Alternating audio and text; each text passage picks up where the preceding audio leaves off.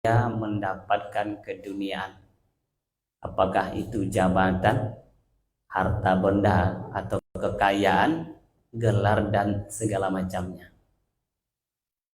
Atau manusia akan merasa mendapatkan kenikmatan hidup, kebahagiaan hidup, kapan? Ketika syarat utama yang diajukan itu adalah punya kekayaan, punya jabatan, harta benda, dan segala macam.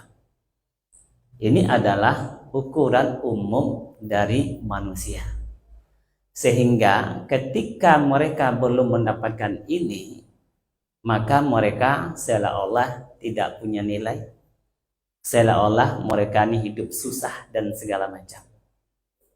Nah, hadirin berbahagia, apabila ini yang menjadi ukuran, apabila kekayaan, apabila jabatan, harta benda, dan segala macam seperti ini yang menjadi ukuran, seseorang akan bernilai atau seseorang akan merasakan kenikmatan hidup ketika dia sudah punya jabatan, pangkat, harta, dan segala macam, maka dia tidak akan pernah merasakan kenikmatan hidup sampai dia mati. Ya, sampai dia mati. Kenapa? Karena yang namanya dunia ini, ya, Nabi katakan laukana banu Adam wadiyan mimmal. Kalaulah anak Adam itu diberikan 2 lembah emas, labtaga wadiyan salisan. Maka dia minta lembah emas yang ketiga. Ya, minta lembah yang ketiga. Nah, walam yamla'u jawfa bani Adam, dan tidak akan merasa, ya, tidak akan merasa kenyang anak Adam itu kapan? Sampai, ya, mulutnya ini disumbat dengan tanah. Ya, sampai kapan? Alhaakumut takasur hatta zurtumul maqabir.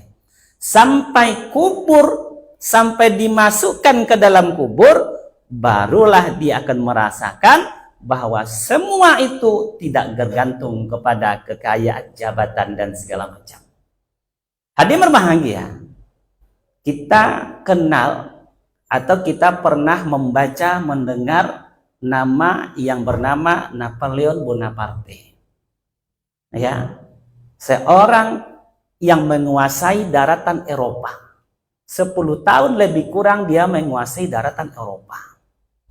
Dengan segala kegagahannya, dengan segala kemewahan, dengan segala kekuasaan yang dia miliki, dia mampu menguasai daratan Eropa.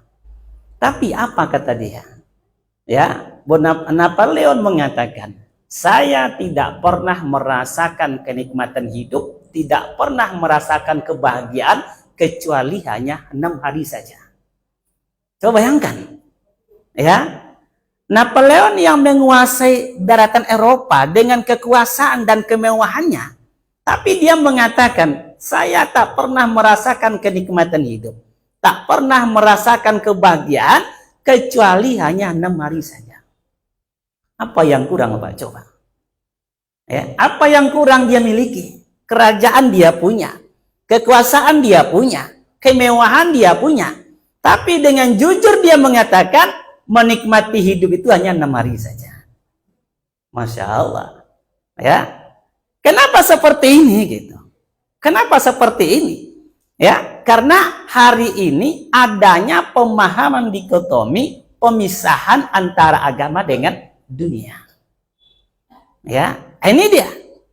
Adanya pemisahan antara agama dengan dunia. Islam ini datang untuk mengurus dunia. Ya, hadirin berbahagia. Objek daripada agama itu, objek daripada Islam itu adalah dunia ini. Objek daripada agama ini adalah dunia, bukan akhirat. Akhirat itu hanya menerima hasil daripada perbuatan dunia ini. Makanya seorang filosof Pakistan yang bernama apa kata dia? Ya, Seseorang yang mengambil dunia ini tanpa iman, kata dia. Ya, seseorang yang mengambil dunia ini tanpa iman, maka dia tidak akan mendapatkan rasa aman.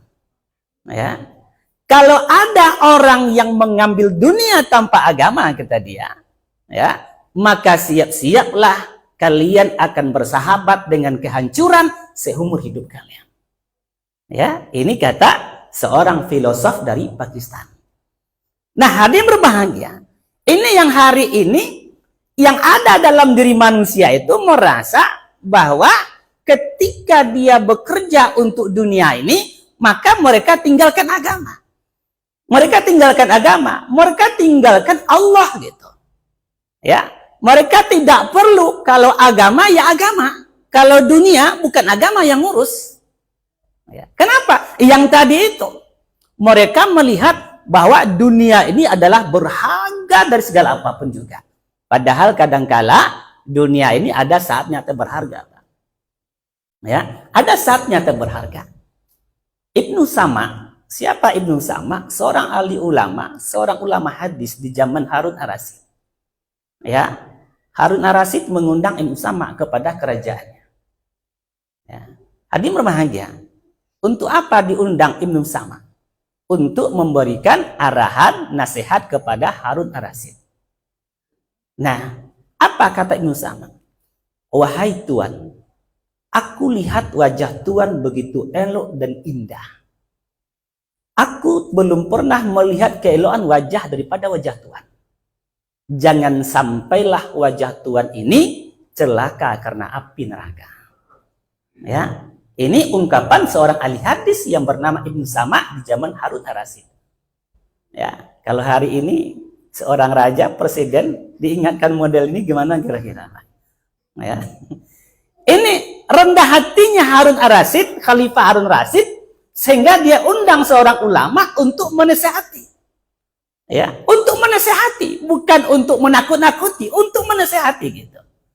Mendengar nasihat Harun Ar-Rasyid, mendengar nasihat Ibnu Sama ini, Harun Ar-Rasyid menangis sejadi-jadinya. Lalu dia minta air segelas.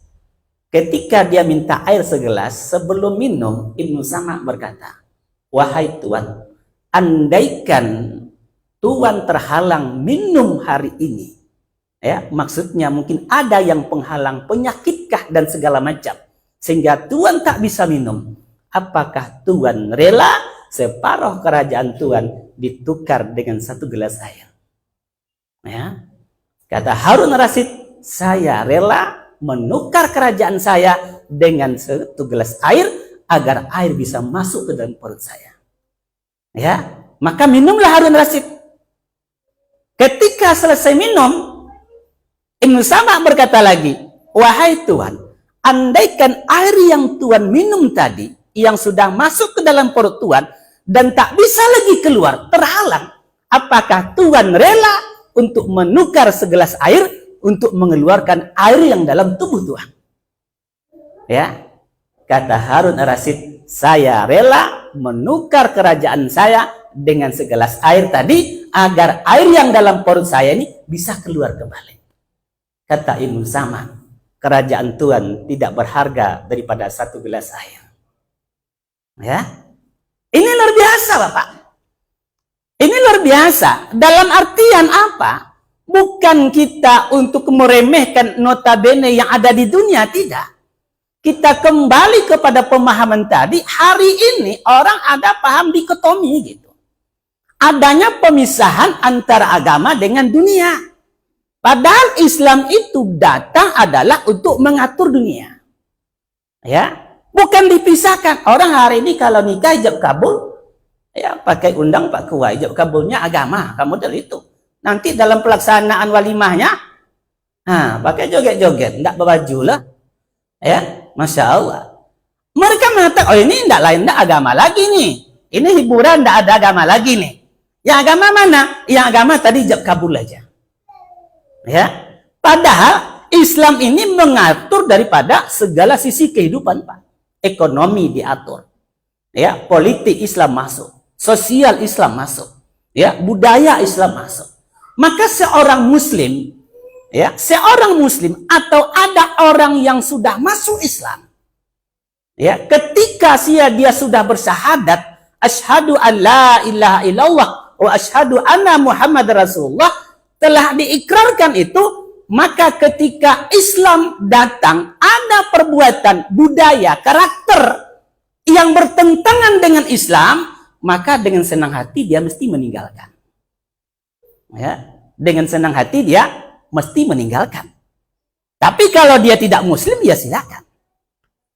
Ya, hari ini Masya Allah kita lihat di media-media itu banyak budaya-budaya yang kadang-kadang Masya Allah, ya, kita bingung juga menengok ada orang mati yang ya, dihambur-hambur, dihambung-hambung, ya, diangkat-angkat, digoyang-goyang gitu. Ya, kalau mereka tidak muslim ya silakan aja. Ya, orang mati di keranda, lalu kerandanya itu dioyak-oyak. Ya, Masya Allah. Bermacam-macam hari ini tradisi yang apa? Yang berlawanan dengan Islam. Tapi kalau memang dia tidak Islam ya silakan saja. Tapi kalau dia sudah masuk Islam, mengakui Allah sebagai Tuhannya, mengakui Nabi Muhammad sebagai utusannya, maka dia mesti dengan senang hati untuk meninggalkan itu semua. Dulu pakaian kita aslinya orang kita nih apa? Ya, sama aja asal-asal pakaian itu biasa, tak tutup aurat dan segala macam. Tapi ketika kita sudah ikrarkan syahadatain, mengakui Allah sebagai Tuhan, Nabi Muhammad sebagai Rasulullah, maka Islam menuntut wajib tutup aurat. Ya, wajib tutup aurat. Oh, itu kan budaya Arab, Pak Ustaz. Tutup aurat itu kan budaya ya. Coba cari apakah istri Abu Lahab itu pakai jilbab apa enggak? Ya. Ada enggak sejarah yang mengatakan istri Abu Lahab, Abu Jahal, ya, pakai jilbab? Ada enggak kira-kira? Orang mengatakan tutup aurat itu adalah budaya Arab. Maka coba cek betul orang Arab asli itu. Abu Jahal kan orang asli itu, Arab asli itu. Abu Lahab kan Arab asli itu. Coba cari. Ada enggak istrinya yang pakai tutup aurat? Ya. Kapan tutup aurat itu datang? Setelah Nabi Muhammad datang membawa Islam, itu pun prosesnya enggak langsung. Ya, ketika diutus langsung tutup aurat, enggak, ada proses lagi yang lama. Maka dulu ya biasa saja sebelum Islam itu tak tutup aurat. Kenapa? Islam belum datang. Ya, budaya Arab pun tidak tutup aurat, Bapak. Jangan dikatakan tutup aurat itu adalah budaya Arab, tidak. Hari ini orang mengatakan, kenapa budaya kita dikorbankan karena datangnya budaya dari luar? Ini bahasa-bahasa yang luar biasa hari ini. Kenapa kita mesti korbankan budaya kita? Ya, budaya kita tak tutup aurat, lalu datang budaya luar tutup aurat. Bukan budaya. Islam bukan budaya. Tutup aurat itu bukan budaya Arab. Ya, bukan budaya Arab. Maka saya katakan tadi, coba cari sejarah, literatur, ada enggak kira-kira Abu Lahab istrinya itu, Abu Jahal istrinya itu yang pakai jilbab? Ada enggak? Tidak ada, Tuhan. Ya, jadi kapan tutup aurat itu datang? Setelah Nabi Muhammad diutus. Maka Bapak Ibu yang dimuliakan Allah, agama ini datang adalah untuk mengatur kehidupan dunia. Ya, walau anna alal qura amanu wattaqau la fatahna alaihim barakatim minas sama. Ya, kalaulah seorang beriman dan bertakwa kepada Allah, Allah turunkan keberkahan dari langit dan Allah keluarkan keberkahan dari bumi. Tapi kalau mereka ingkar, kata Allah, inilah dia azab Allah sangat pedih. Maka hadir berbahagia, hilangkan pemahaman dikotomi. Jangan kita mau dikatakan Islam itu kan hanya mengatur sholat segala macam. Nanti kalau menggalas tidak ada Islam lagi. Nah, coba tengok hari ini dalam dagang, ya, yang sekilo 9 on. Ya, Bapak boleh tengok ukuran kayu itu, ukuran kayu. Ditanya ukuran kayu cocok enggak dengan ukuran itu, Pak? Ya, kalau sudah beli tidak bisa kembali lagi. Ya, barang yang sudah dibayar tidak boleh dikembaliin. Kalau cacat bagaimana? Tidak sesuai dengan perjanjian, jangan sampai boleh kembalikan. Ya, Nah, ini Bapak Ibu yang dimuliakan Allah, ya, dalam muzakarah diskusi siang ini, ayo kita tanamkan dalam kehidupan ini, ya, bandingkan apa yang dikatakan Napoleon Bonaparte. 10 tahun dia menguasai daratan Eropa, tapi hanya 6 hari dia memiliki kedamaian hidup. Kenapa? Karena jauh daripada ketaatan kepada Allah Azza wa Jalla. Subhanaka wa bihamdik, asyhadu an la ilaha illa anta, astaghfiruka wa atubu ilaik. Assalamualaikum warahmatullahi wabarakatuh. Allahu akbar, Allahu akbar, asyhadu an la ilaha